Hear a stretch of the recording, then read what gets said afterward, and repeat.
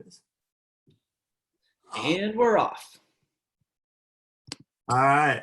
Hello, everyone. As you're streaming in, welcome to part 4 of our 5-part Return to Work Best Practices webinar series. Today, we're talking with a couple of operators in the carpooling and shuttle space. Really excited to get going on that. We're going to get started in just a couple of minutes. As we've done in the past, we'll keep it to we'll try to keep it to a tight 30 minutes, get done by 10:30 Pacific time. So whatever that is for you at the half hour, and make sure that you can get back on your way. Before we get started, I have a fun poll question. I guess you could call it fun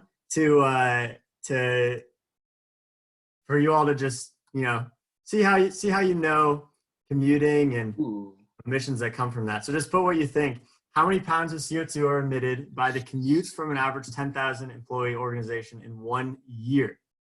Toughie. Yeah, so this comes from some data that we have from organizations around the country. So this would be, mainly in the United States and Canada as well. So I'll give you a few more seconds here to submit your responses. And we'll get going here in a little bit. We have a few more people, looks like, coming in. So once more, just put what you think here. All right, we'll give you about 5 more seconds. Everyone get it in. And all right, I'm gonna close it here. How many pounds of CO2 are emitted by the commutes from an average 10,000 employee organization in 1 year? And you all said 10 million. But the real answer is actually 30 million, and it's often over that, seeing really anywhere from 30 to almost 50 million pounds of CO2 in a single year from a 10,000 employee organization. So emissions are huge, and commutes really, they can have a pretty big impact on that. So good to think about how you can reduce that via some interesting ways that we'll talk about today. So let's get started. I'm going to pass it over to Bobby to get us launched today. Bobby? Excellent. Thank you, Andy. Well, hello, everyone, and welcome to Commutifi and Beeline's 4th webinar in our 5-part series. We're excited about this one. In the previous episodes, we've covered the importance of collecting and analyzing data to draft your return to work plans. But today we're going to focus on some more specific best practices for 2 core modes that have some pressing questions that are lingering. Those are going to be carpool and shuttle programs. What are the specific steps that can be taken to adapt these modes in a post-COVID environment? To answer these questions, we've invited 2 guest speakers today, Marie of Netlift and Jacob of Liftango. To introduce Marie, first, Ms. Laurin is the Chief Development Officer at Netlift. Prior to that, she was a consultant in smart mobility, autonomous vehicles, new mobility solutions, and smart cities. She also worked for as an international mobility operator as the Director of Public Affairs, Communication and Strategic Development, where she was responsible for autonomous vehicles and demonstrations in Canada. She also worked with major telecommunication companies where she introduced new technologies to consumers such as apps, smartphones in 2008, and some voice over IP technology in 2015. As a specialist in strategic development, marketing and business opportunities for more than 15 years, Marie France has steadfastly focused on achieving objectives in efficient and cost-effective manners. With in-depth field experience in strategic planning, project, and team management, Ms. Laurin leverages her skills and expertise to ensure the development of her clients. Marie holds a bachelor's degree in integrated communication as well as an MBA in international management, both from HEC Montreal. Next, we have our good friend Jacob Greig, who is the VP of Americas at Liftango and is pursuing his combined passions for sustainability, mobility, and business in leading Liftango's North American expansion. Previously, Jacob spent more than a decade as a consultant for PricewaterhouseCoopers, supporting transport and government clients across the globe. While he's originally from Sydney, Australia, he now lives in Oakland, California. Prior to handing over the mic to our guest speakers, Marie and Jacob, I'm going to briefly pass it over to Andy of Commutifi to tee up the conversation and talk a little bit about the Return to Work Best Practices white paper for which this webinar is based on. Andy, go ahead and take it away. Perfect. Thank you, Bobby. So as Bobby said, we've talked about the Return to Work Best Practices white paper over the last three parts of this 5-part series. Just briefly, in case you missed it, the first day we talked a lot about collecting commuter data, developing a baseline, understanding kind of the commuter situation you find yourself in.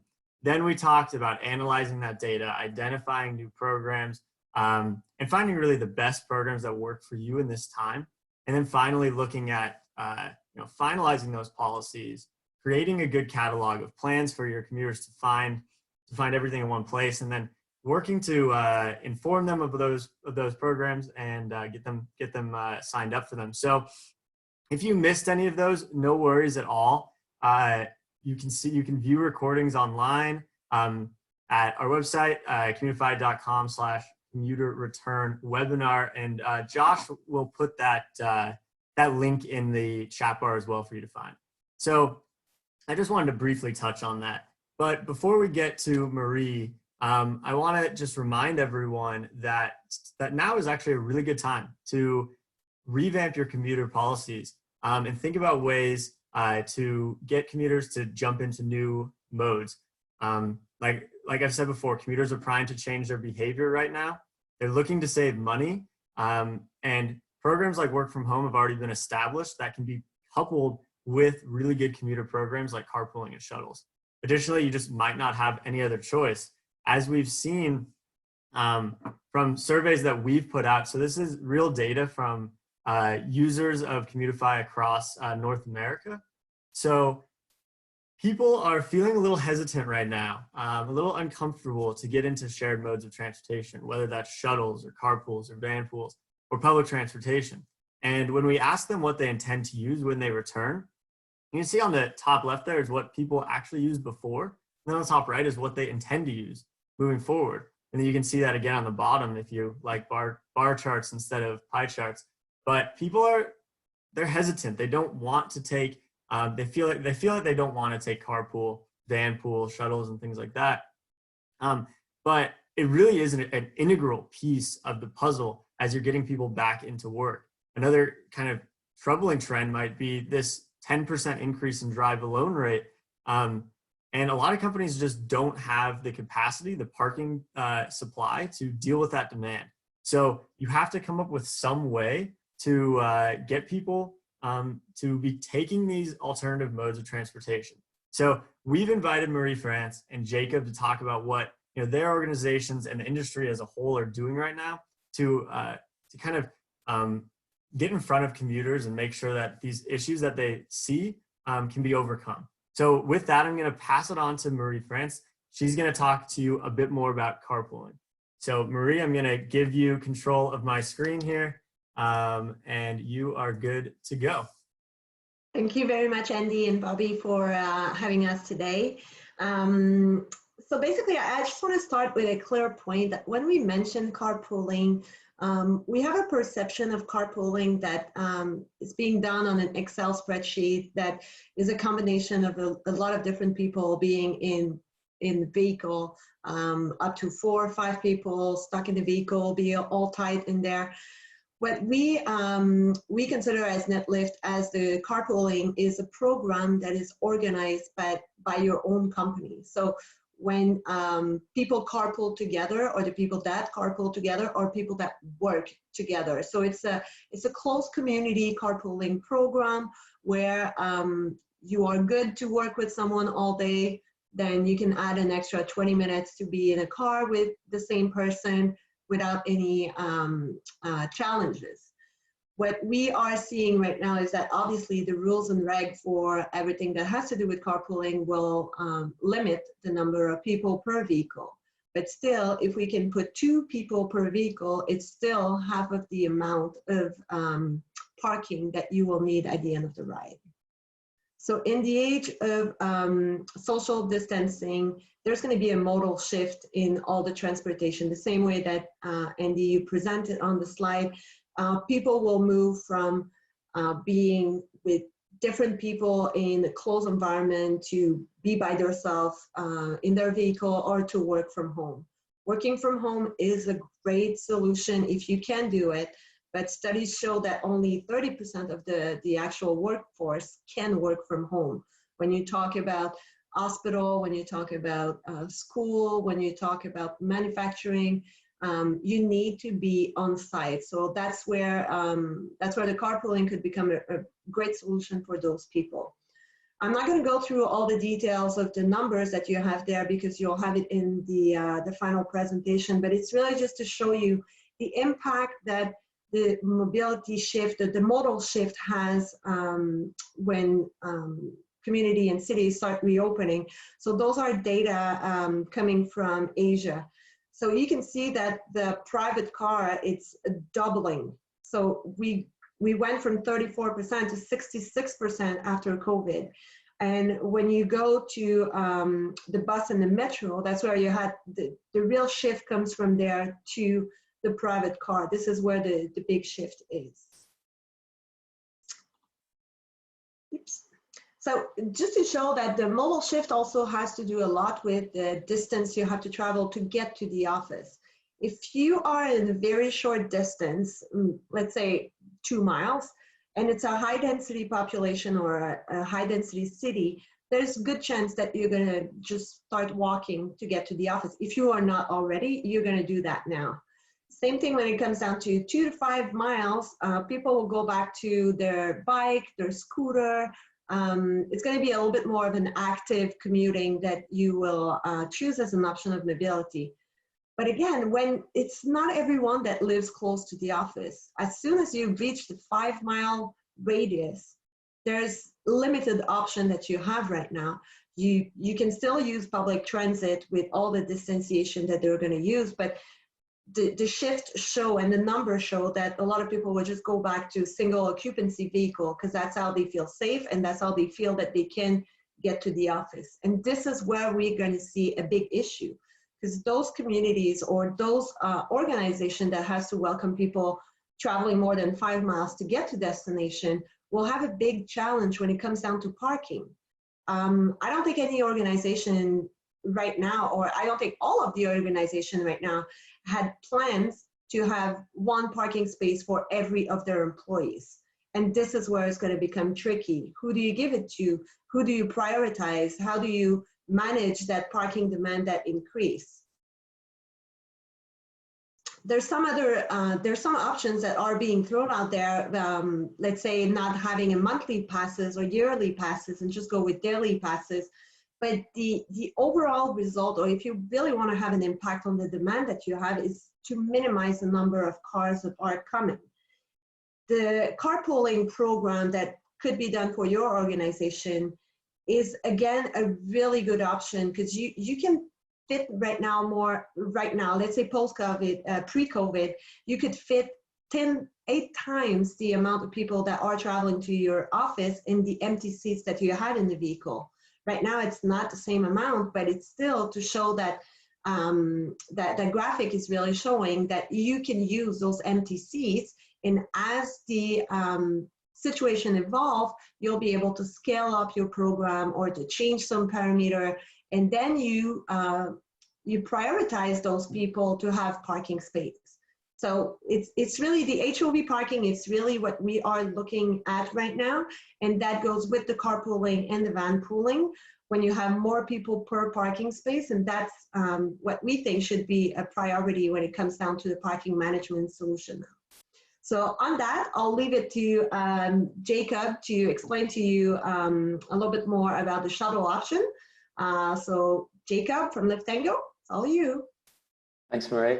And thanks, team. So yeah, just I think adding on from carpool, I think some of the data sort of driven decision making that Commutifi is enabling for companies. I think we're all facing this very real Carmageddon that could be coming back at us. I've just been following the news in Australia, which is one of probably the first kind of, for want of a better word, Western countries with a car love to head back to work and start easing restrictions. And yeah, it's just been, traffic dreadlock, congestion has gone up massively. So this is a very real future that we're stepping into. And obviously for people on this webinar, we're keen to not see that happen as much as possible. So, we're facing a new reality. COVID-19 has challenged basically every aspect of our society. And for shared transport, where we're ultimately trying to get people to share, it's very tough and there's real barriers to it. People are scared of it. So, see there's some of the considerations and challenges that we're seeing. So for passengers, there's this equal balance of feeling safe on board the shuttle and also trusting that the shuttle will have the capacity to take them to work and then bring them back. And we know that shuttle providers and public transit agencies are really struggling with this because they're trying to manage now capacity to a totally different rule book. You've got to maintain social distancing. All of the old methods that you use for planning become difficult to apply now in terms of what the demand will be. So it's a great struggle. And, shuttle providers maintaining that service versus utilization is becoming even more difficult when they couple that against the need for onboard safety, aligning with the needs of the organisation and protecting their drivers. And then for organisations, it's really looking at, what safe commuting options can we provide to our people other than just driving alone? Because for a large part of our people, they cannot drive or do not have access to a car. And as Marie said, we don't have an abundance of parking assets to utilise. So maintaining safety without increasing cost, we're also facing the economic reality of COVID and most purse strings have been severely tightened for all organisations. And then there's a really big piece too. So any reopening post-COVID is a risk. It's a calculated risk, and control becomes a huge piece for organisations. So I think, as transit practitioners, we need to really look at how we are supporting those wider societal pieces around contact tracing and general COVID safety practices. And all of this is against the backdrop that public transport may not be running or may be limited in its application, or our people may not want to use it. So the pressure on shuttle providers and vanpool and carpool becomes even more critical. So, there's all these needs that we need to balance, and the challenges that were there before continue. We were already dealing with having enough flexibility for passengers versus the cost of that flexibility, utilization, service costs, balancing demand. All of that still remains as a critical aspect for shuttle operators and organizations. But we then add into that trust and safety and control. And that's a severely disruptive environment that we're operating in. So what does that mean? It's a time for reflection, a time for innovation. And I think, from our perspective, it's a time for and thinking. We see in transit, and we all experience this, a lot of sort of siloed thinking. It's either fixed route buses, or we run on demand, or we run carpool, or we run this. We really think that the data is telling us that we need to look at the system as a whole and really think about how we can join things and different services together to create an ecosystem that supports our people in returning safely to work. So I just want to sort of share a couple of ideas with you. So I would imagine a lot of organizations and shuttle providers are looking at the hard fact of I'm supposed to have at least half as many people on buses and shuttles as I did before. I can't go and buy twice as many vehicles. That's just not going to happen. And before you do that, we would really suggest that that's probably not the answer and not needed. There are some far cheaper and quicker things that you can look at before you start to go and spend copious amounts of money on new shuttles. What I'm going to share with you here is just an example of some simulation work we did with a shuttle provider in Singapore, looking at their return to work post-COVID. And what it showed was that by shifting from their fixed route way that they were running their shuttles to on demand as a starting point, they could create, they could reduce their fleet size by 25%, or basically they had 25% additional capacity within that fleet that they could use. So when they modeled that out, that meant we don't have to buy any more buses. And in fact, we could probably get rid of some. And buses cost about $100,000 each just to register in Singapore. So So that was pretty phenomenal for them. And that was quite simply from shifting from running fixed route to running a demand responsive service across their service area. They could greatly improve the efficiency of it. If we then looked at, even went further, and there were parts of their network where they had tried using a demand responsive on-demand system where you could book only for sort of immediate travel.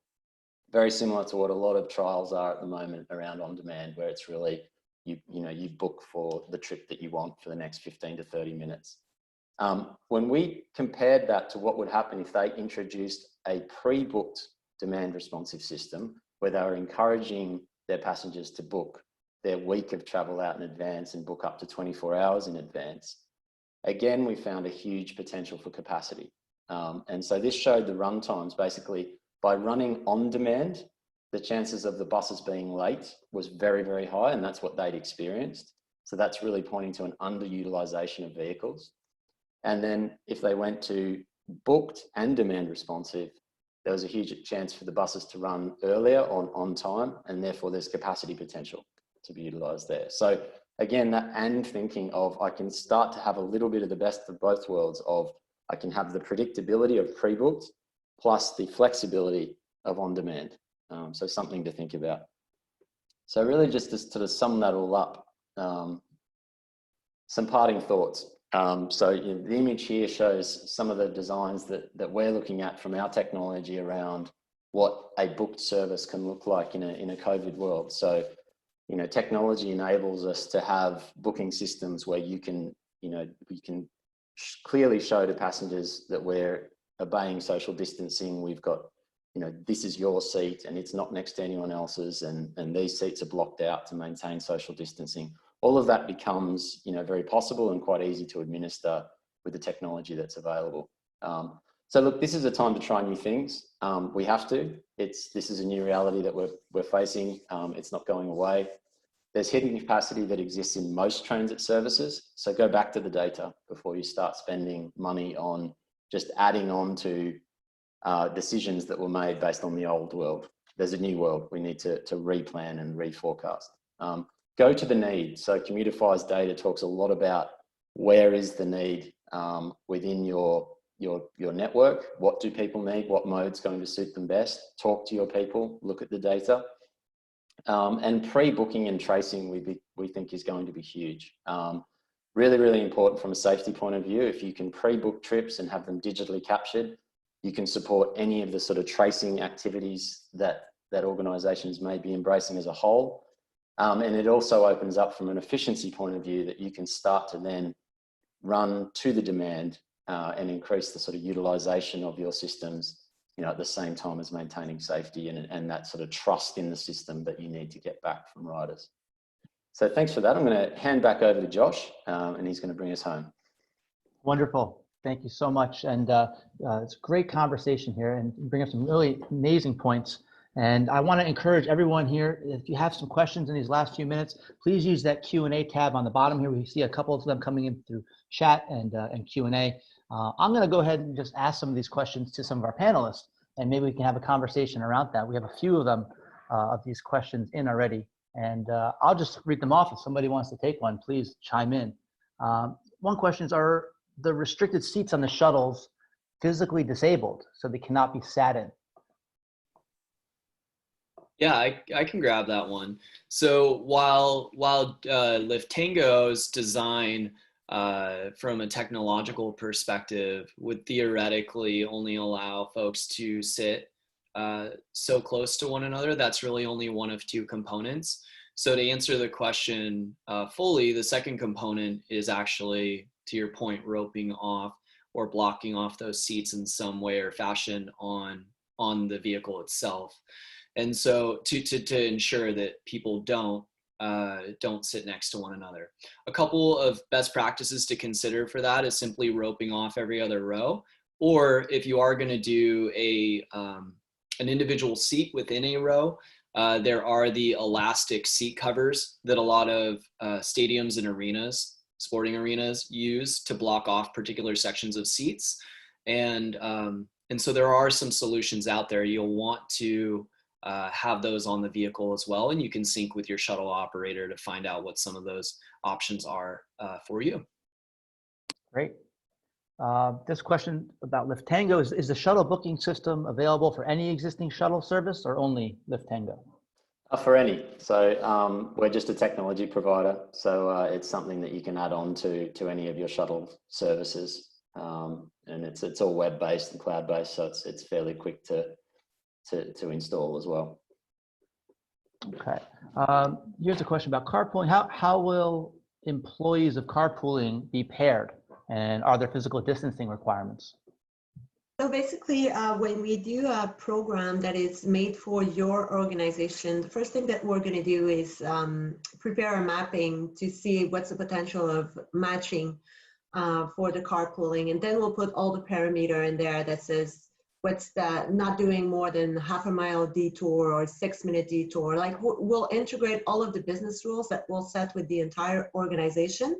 So the business rules are set with HR, with parking, with infrastructure, with legal, with everyone around the table, just to make sure that we have a sustainable business rule plan that we can deploy and scale up.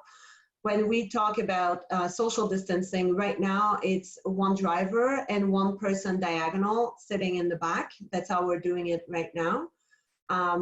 People, depending on the organization, some of them want them to have more like a safe mask or having some cleaning stuff in the vehicle and all that. But this is really, again, on a base-to-base organization to be aligned with the legislation, with the health recommendation in their region.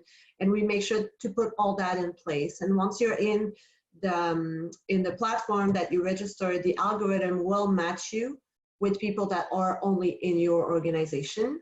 And again, it depends on the business rules that are being set there. Interesting. Great. Here's another question that came through. It's how do you prioritize and manage which employees get the parking spaces? And is there a tool for managing that? So again, on the carpooling program that we have, we put that in the business rules, how many parking space they want to have to start the program, how many they have in an objective of a year, and how we're going to scale it up. But it's also the enforcement of the parking space. If you have a politic to allow a number of parking to HOV parking, you need to be able to enforce it. And the enforcement part of it, we are partners with an organization called Genetec, and they have LPR technology. So we use the LPR technology, the license plate recognition technology, to actually confirm or validate if people are really carpoolers or not. So it's really an integration of our systems. Okay. Well, this is a question, I guess, for both carpooling and shuttle. This is a question about social distancing. You know, you can't really increase the capacity of number of seats in a car, but this question asks, would shuttle buses with a higher onboard capacity solve the social distancing issue? Jacob, you want to grab it? I mean, that falls perfectly in between you and I. I think Bobby and I, we've been talking about this quite a bit actually over the last few weeks. Yes, I guess is the simple answer, in that, you know, a bigger bus means you can put more people in it with more distancing. But I think back to the points I sort of made in the slides and some of the analysis that we've seen before you rush out and start buying great big buses and changing a model that you've, you know, a path that you've been down and a vehicle strategy that you've had, really look to what latent capacity exists within the system. So go back to the data before you make those decisions, because even pre-COVID, every transit system we would look at, they were running with significant amounts of empty time on buses. And so there's opportunity there before you then start to look at bigger fleet. Which may be needed, but you know, there's steps to get there. Yeah. Oh, sorry, Josh. Just to piggyback on that really quick. So I'd agree with Jacob wholeheartedly. I think that a good shuttle operator or a vendor will work with you to understand how to compile data and determine whether or not you can increase the utilization or spread out the utilization of your ridership in a way that will not cost your organization more money. So ideally, limiting any wasted spend, increasing the efficiency of the vehicles that you do have is what a good shuttle operator would theoretically do. Yeah. Well, I go ahead, please. I would like to just add on that there's also the traceability. So in the shuttle or in the carpooling program, you're really able to trace people together and how they're being matched. But it also gives you possibility to adjust it on a day-to-day basis, as more people will probably do telework 1 or 2 days a week. You don't want to have the same route going over and over if those people are not there that day. So you have the optimization option, but also the traceability and the complementarity of the shuttle and the carpooling is really a good cocktail to actually fit the gap that is. Okay, wonderful. Well, I couldn't agree more. It all starts with, a good plan starts with good data. And as we wrap up this webinar, as we're hitting the half-hour point, just want to remind anybody who hasn't already, if you're a TDM professional or if you work in HR or facilities and you want to get some of this good data to create your own plans, we are offering this free analysis on this link here. It's also in your chat section. So please go ahead and fill that out. We're happy to provide that for you. And I also want to invite everybody to our last webinar of this series, which is going to take place next Thursday, May 28th, about making the most of these new policies. So once again, I'd like to thank all of our panelists, Marie, Jacob, Bobby, and Andy. And I hope that anybody else, if you have further questions, if you'd like to email us afterwards and directly, we'd love to continue the conversation with you. So thank you everyone for joining, and we look forward to seeing you again soon. Thank you. Thank you. Thank you, everyone.